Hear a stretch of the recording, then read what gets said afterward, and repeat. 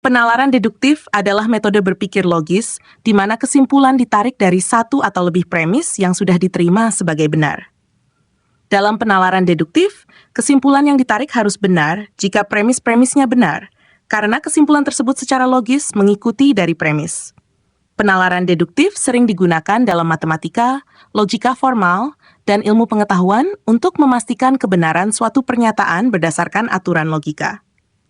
Ciri-ciri penalaran deduktif. Saat bersifat top-down, dari umum ke khusus, penalaran deduktif dimulai dari teori umum atau premis umum yang telah terbukti benar, lalu menurunkan kesimpulan spesifik. 2. Kesimpulan pasti. Jika premis-premisnya benar dan penalarannya valid, maka kesimpulan pasti benar. 3. Struktur formal. Penalaran deduktif biasanya mengikuti struktur logika yang ketat, seperti silogisme, struktur dasar penalaran deduktif. Penalaran deduktif klasik seringkali berbentuk silogisme, yaitu argumen yang terdiri dari dua premis dan satu kesimpulan. Contoh struktur silogisme. 1. Premis 1. Semua manusia akan mati. 2. Premis 2. Socrates adalah manusia.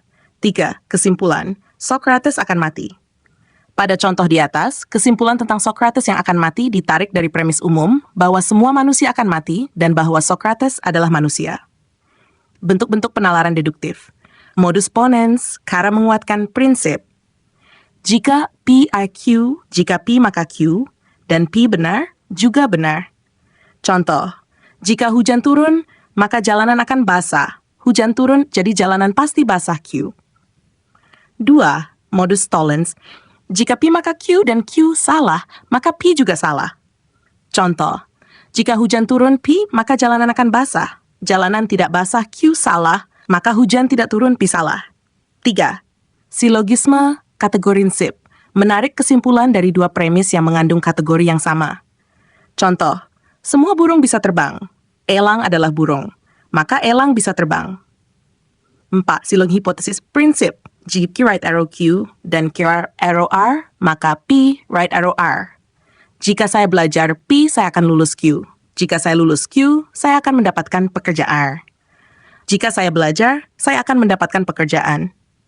5. Read absurdum. Prinsip. Untuk membuktikan suatu pernyataan benar, tunjukkan bahwa penolakannya akan menghasilkan kontradiksi atau absurditas.